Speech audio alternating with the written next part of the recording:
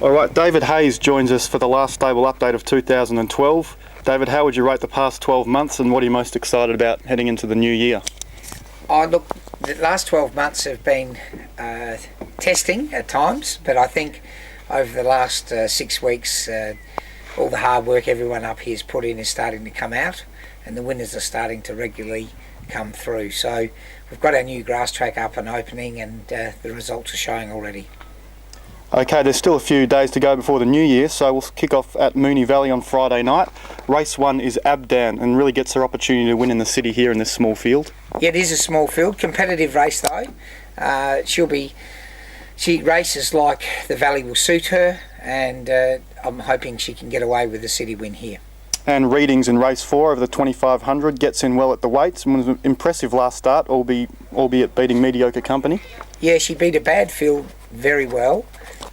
She gets a chance here to step up in the city. She's extremely fit. She'll race on the pace and be very competitive.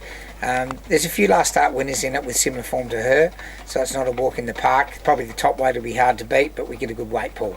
And Canterbury on Friday night, Mrs Gray in race 1 was a sitting shot with the big weight last start. At the track and distance, what are you expecting here? They've got a few things in her favour this time. She's got much better at the weights. I think Nathan Berry is a positive, and a much better barrier. So she's knocking on the door to win a maiden. Will be very competitive, I'm sure. Nathan Berry also takes the mount in race 7 on Friday. Hussey, who was very impressive winning at the track distance last start, and meets a similar field. Yeah, she's a little bit like Moss Diva. I think she punches better in Sydney. She's got a good record in Sydney, and I expect her to probably be extremely competitive again. On to Flemington on Saturday. 2 runners in race 1, starting with Bernardini Genie at 16 to 1. Yeah, he ran a shocker first up. He was very amorous, so we've put the blinkers on him. He could improve a lot. His track work's been very good in the blinkers. And Mount Zero makes her debut at 6 to 1. Yeah, she's trialled well and worked well, and we think she's a promising young filly. Race 3 at Flemington is Specky, obviously a horse with a ton of ability. Gee, if he does everything right, the $3.80 looks pretty attractive. Yeah, he's one of our promising young horses for next year, we hope. Barrier 1's a negative for him, but he'll be back in the field, but he's got an explosive finish. And I think if Stephen can get him to the outside, he'll be very hard to beat. And race 5, Mawakib, looked like she just needed the run first up. She'll run much better this week. 1400 will be ideal. She'll be even better over a mile each way for the punters. Warwick Farm race 2, Mosse Diva loves Sydney, 2 from 2 track at distance, and gee, 8 to 1 looks pretty attractive. Yeah, she's basically undefeated in Sydney, so I'd say she'll bowl along in front, make her own luck and give a big kick as she always does up there.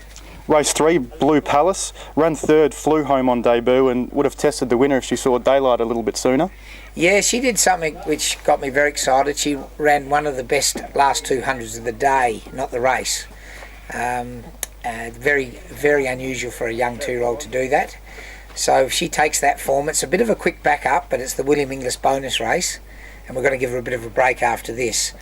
If she puts the Caulfield run up again, which I expect her to do, because it wasn't a hard run for her, she only ran for 200, I think a very good filly and one to follow. Sunday at Ballarat, Shoalhaven over 1600, knocking on the door. Do you think he can go close?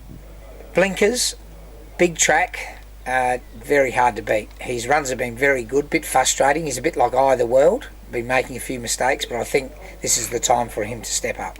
Okay, and over the new year, David, you're planning on attending both the Magic Millions and Karaka sales in New Zealand? Yes, it's a busy time for us trainers. We're sort of darting between race meetings and sales, and we're hoping that we can pick up a few promising young horses.